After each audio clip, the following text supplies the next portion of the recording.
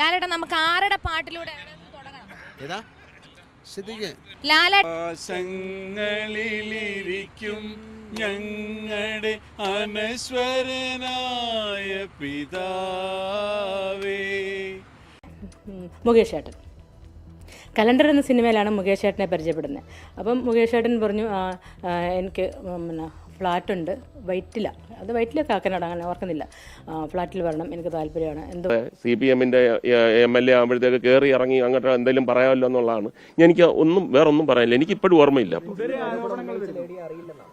കണ്ടിട്ടില്ലെന്ന് ഞാൻ ഇതിപ്പോഴല്ലെന്ന്.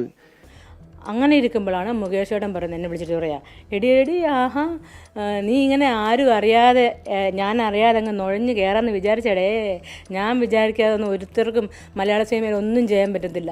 നീ കയ്യിലിരിപ്പിന്റെ കുഴപ്പ കണ്ട പെണ്ണുങ്ങളെ കയറി പിടിക്കാൻ നിന്നോട് ആര് പറഞ്ഞു? ഇടിവെട്ടിവന്റെ തലേ പാമ്പ് കടിച്ചോടാ ചിന്നക്കട ജംഗ്ഷനിൽ വെച്ച്.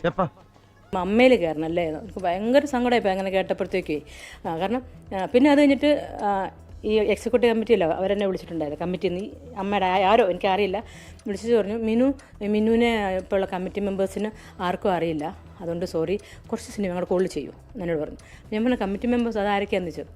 അപ്പം മുകേഷ്, ഇടവേള ബാബു, ജയസൂര്യ, മണിയമ്പള രാജ്. എനിക്കെന്തായാലും ഒരെണ്ണം മതി, അത് തന്നെ ധാരാളം. ഞാൻ 2 എണ്ണം അല്ല, അതിൽ കൂടുതൽ താങ്ങും കേട്ടോ. ഒരക്ഷരം പോലും തെറ്റിയില്ല. ഈ റിപ്പോർട്ടിൽ പറഞ്ഞിട്ടുള്ള പല നിർദ്ദേശങ്ങൾക്കും ഞങ്ങൾക്ക് തന്നെയാണ് ഗുണകരമാവുന്നത്. പിന്നെ അതിനകത്ത് ഒറ്റപ്പെട്ട സംഭവങ്ങളെ പറ്റി പലതും പറഞ്ഞിട്ടുണ്ട്. അതിൽ കുറ്റകൃത്യം നടന്നിട്ടുണ്ടെങ്കിൽ അതല്ലെങ്കിൽ ആരാണ് അതിനുവേണ്ടി അങ്ങനെയുള്ളൊരു കുറ്റകൃത്യം നടക്കുന്നത്, എവിടെ വെച്ചാണ്, ആർക്കാണ് അത്തരം അനുഭവങ്ങൾ നേരിട്ടിട്ടുള്ളത് എന്ന് പറഞ്ഞാൽ തീർച്ചയായിട്ടും അത് പോലീസ് കേസെടുത്ത് അന്വേഷിക്കണം, അങ്ങനെയുള്ള ആളുകളെ ശിക്ഷിക്കണം എന്ന് തന്നെയാണ് ഞങ്ങളും ആവശ്യപ്പെടുന്നത്. അല്ലാതെ സംഭവിച്ചത്, ഞാൻ +2 കഴിഞ്ഞ് സ്കൂൾ ടൈമിൽ എന്താണ് വെക്കേഷന് നിൽക്കുന്ന സമയത്താണ് ഇദ്ദേഹത്തിന്റെ അടുത്ത് നിന്നൊരു അപ്രോച്ച് ആദ്യമായിട്ട് ഡയറക്റ്റ് ആയിട്ട് സോഷ്യൽ മീഡിയ വഴി ഇദ്ദേഹം കോൺടാക്ട് ചെയ്യുന്നത്. ഇയാൾ അതിന് യൂസ് ചെയ്യുന്നൊരു അക്കൗണ്ട് തന്നെ ഉണ്ട്, ഫേക്ക് ആയിട്ട് തോന്നും, പക്ഷെ അയാൾ തന്നെ യൂസ് ചെയ്യുന്ന അക്കൗണ്ടാണ്. വേറെ പലർക്കും അയാൾ ആ അക്കൗണ്ട് യൂസ് ചെയ്ത് എന്റെ സുഹൃത്തുക്കൾക്കടക്കം അവർ പേഴ്സണലി പറഞ്ഞതാണ്, പബ്ലിക്കായിട്ട് അവർ വന്ന് പറഞ്ഞിട്ടില്ല എന്നുള്ളതാണ്. അതാണ്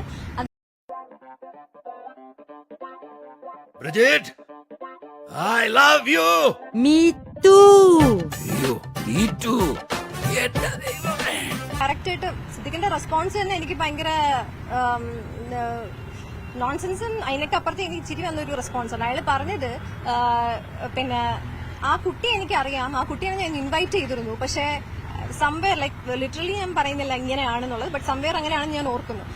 കുട്ടിയുടെ ഡ്രസ്സിങ് ശരിയല്ലായിരുന്നു, അതുകൊണ്ട് ആ ഡ്രസ്സ് നല്ല ആൾക്കാരൊക്കെ വരുന്ന ഒരു സ്ഥലമാണ്, അതുകൊണ്ട് ആ ഡ്രസ്സ് ഒന്ന് നേരെ ഇടൂ എന്ന്. എന്തിനാണ്ടാ ഫോട്ടോ എടുത്തത്? ഫേസ്ബുക്കിലിടാൻ. ഇക്കാന്റെ ഈ സ്നേഹം നാട്ടുകാർ മുഴുവൻ അറിയട്ടെ. ചതിക്കരുത്. ചതിക്കും.